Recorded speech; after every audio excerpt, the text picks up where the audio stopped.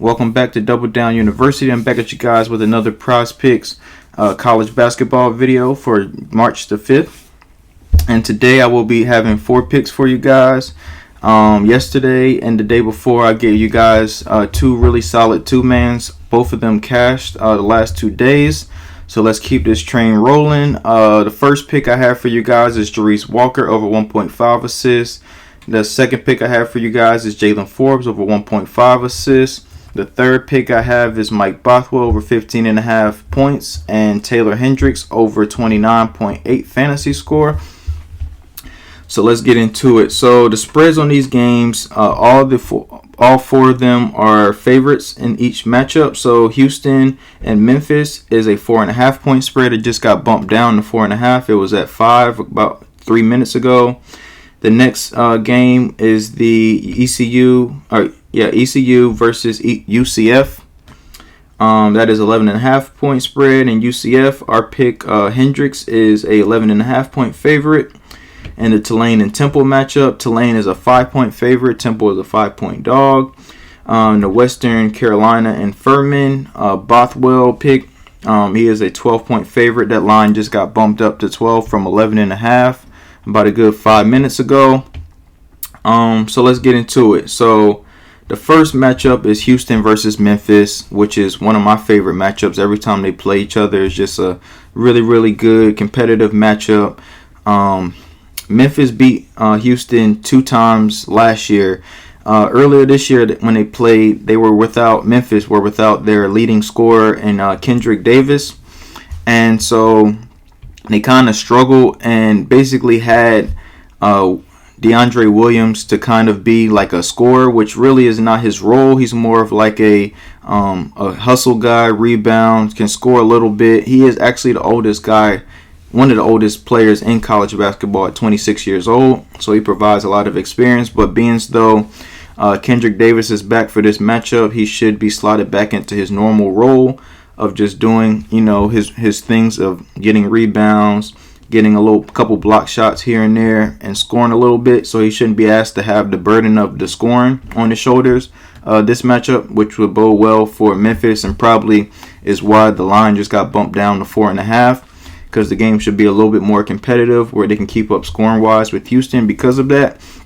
But Houston is one of the top teams in the country in field goal percentage. They're third in field goal percentage, opponent field goal percentage defensively, as well as top 15 in 3-point percentage allowed. So they allow 30% to 41%, or 37%, my bad, of Memphis for 41th, good for 41th in the country offensively, and they are the number 1 team in the country in mid-range and 55th in the country and near proximity, and that's where Memphis like to get a lot of their buckets, as they're 5th in the country in near proximity shooting. So they love layups and points in the paint.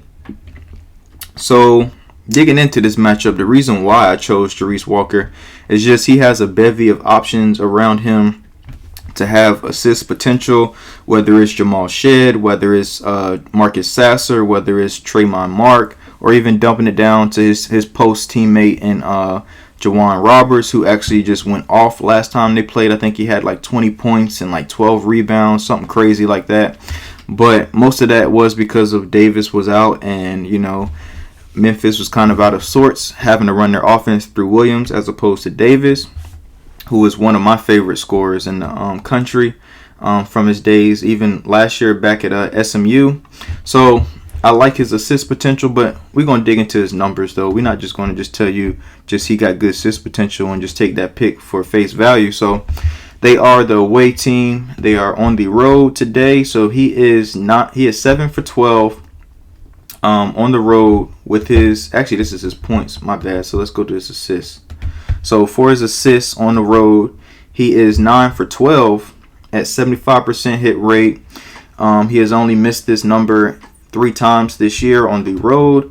I really like that for him. And then last 10 games, he is 70% hit rate, 7 for 10. He's only missed it 3 times as well.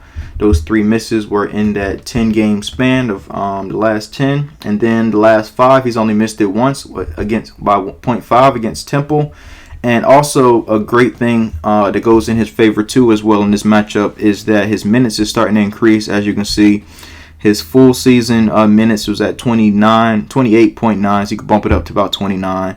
And then his last 10 is 29.4, which is really solid. And then last 5 is amazing. What we really want to see is him play 31 minutes, 31.6 his last 5 average minutes. He doesn't really get into foul trouble that often. As you can see, he's only fouled or got 4 fouls 3 times this year. Anything else other than that is 3 or less.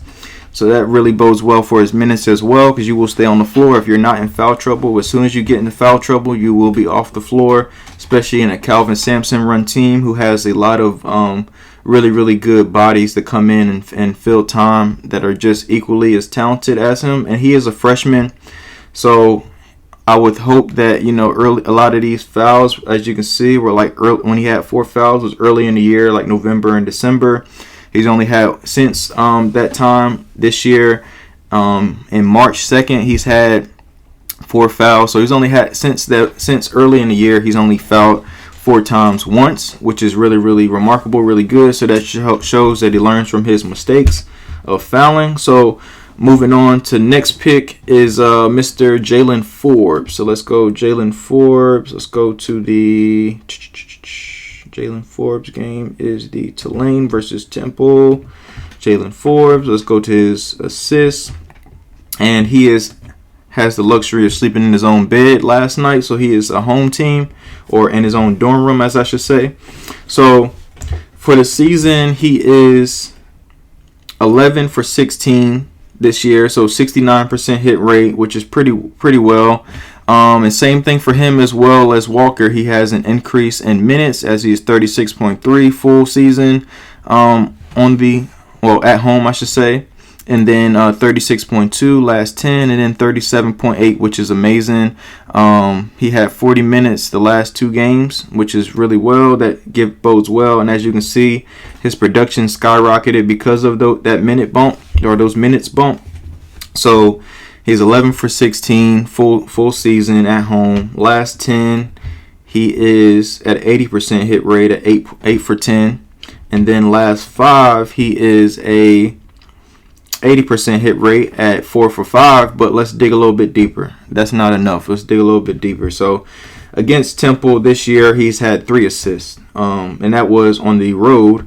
And then in 2021 against Temple, he's had 2 assists, and both of those were on the road. And then his one lone home game that he played against Temple last year, he's had 3 assists. So in his last year and a half, I should say, he's had over 3 assists when he's played Temple in every game so far in his career, his last year and a half.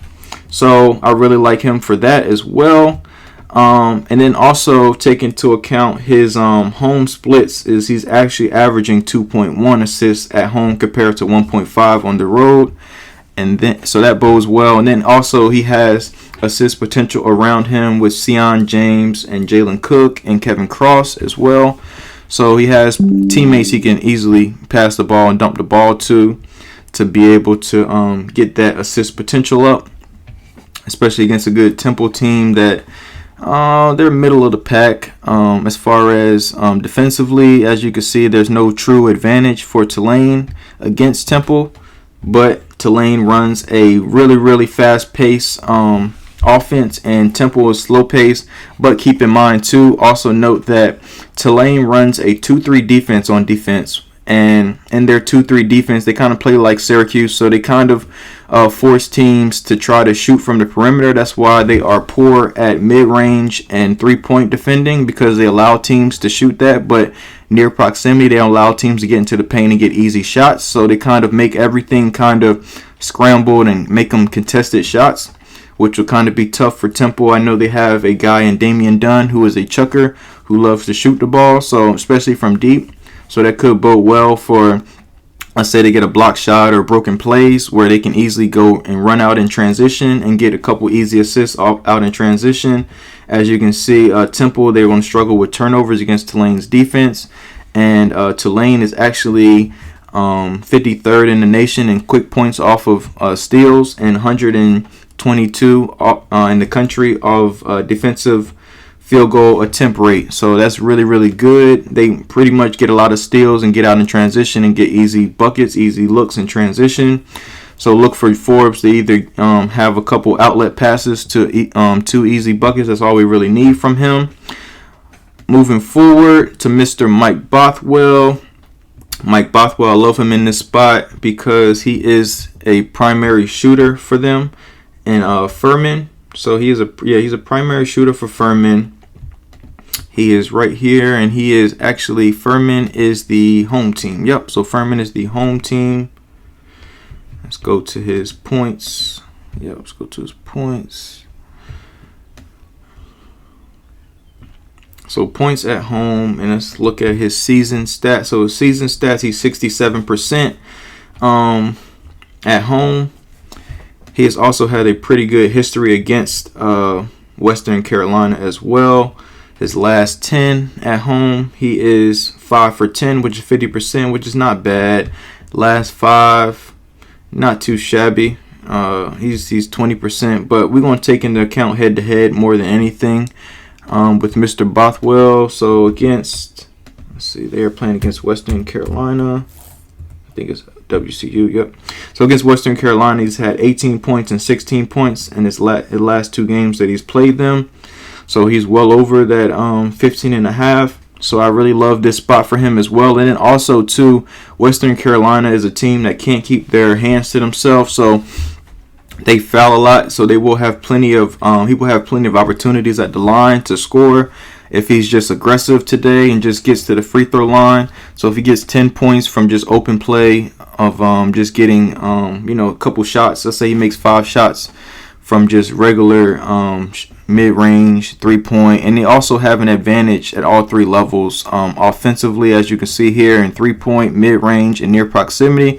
So he has all the advantages going his way in his favor.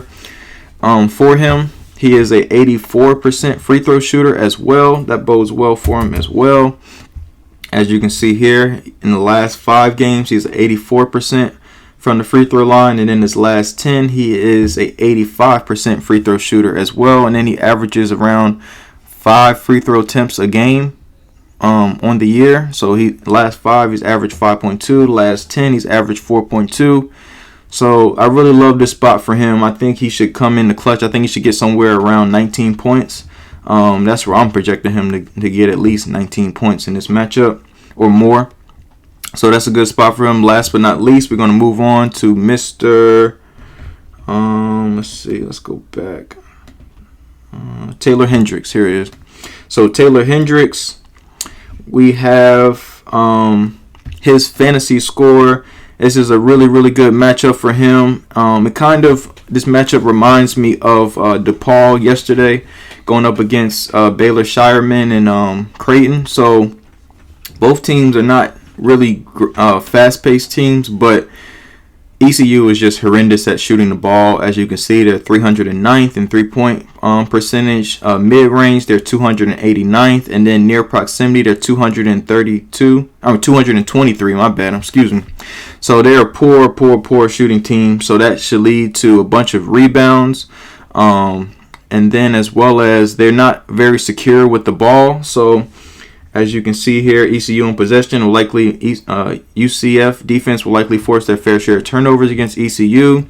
And they are 24th in the nation at potential quick points off of steals. So if Hendricks get a couple steals and blocks, he should be well on his way on his fantasy. Just he has to limit his turnovers down. But I don't think that the ECU defense is any threat for them. As you can see, turnovers.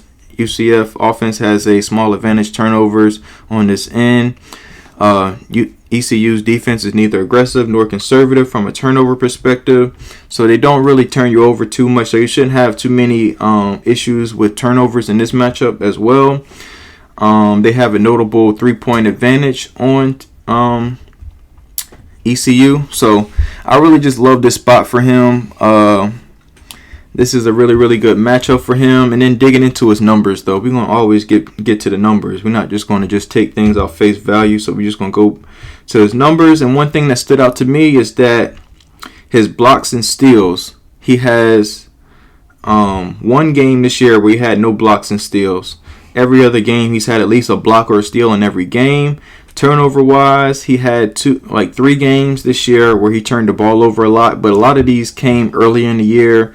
One was in February, the other one was in January. So he's kind of learning on the fly, and he's a freshman, so you would tend to see a lot of these freshmen, they learn from their mistakes, especially coming down the stretch, because that could lead to a coach pulling you and putting a more experienced player in because of your turnover issues that you have. He has fouled out twice this year, but a lot of those were early in the year, as I previously stated. One was January 11th, and the other one was in November. Other than that, he's had recently, in the last month or so, he's only had 4 fouls once. A lot of these other ones were early in the year. Other than that, it's 3 fouls or less for him, which is really, really good. His minutes, let's say he averages around 33, 34 minutes a game. So that bodes well for him. And then UCF are at home. Let's look at his home splits. So his home splits is pretty good. He basically averaged a block and a steal at home. He averages 14 points, 6 rebounds, 1 assist, 1 turnover, which is really, really well. So he averages less turnovers at home than he does away. So that should help us out as well. I think he should soar over this fantasy line of 28 or 29.8. Yep, 29.8. So I think he should soar over this, get somewhere in the 30, the mid 30s, 34, 36, somewhere in that range. But yeah, so those are my 4 picks for you guys. Jarace Walker over 1.5 assists. Jaylen Forbes over 1.5 assists. Mike Bothwell over 15.5 points. And Taylor Hendricks over 29.8 fantasy score. And actually, I am seeing that they have added some more props to the board as far as concerning the couple games that I wanted to see some props develop for. And a couple of them are the Iowa game versus Nebraska, and I think they just added the Wisconsin props. They added the Indiana-Michigan props, and the Wisconsin props are up. So I will be doing a separate video for those later games coming up. So I'm going to go do some research on these later games and see what I can find, and I'll post another video for you guys for later in the day. I appreciate you guys. Please like, comment, and subscribe, and best of luck, and let's keep this streak rolling.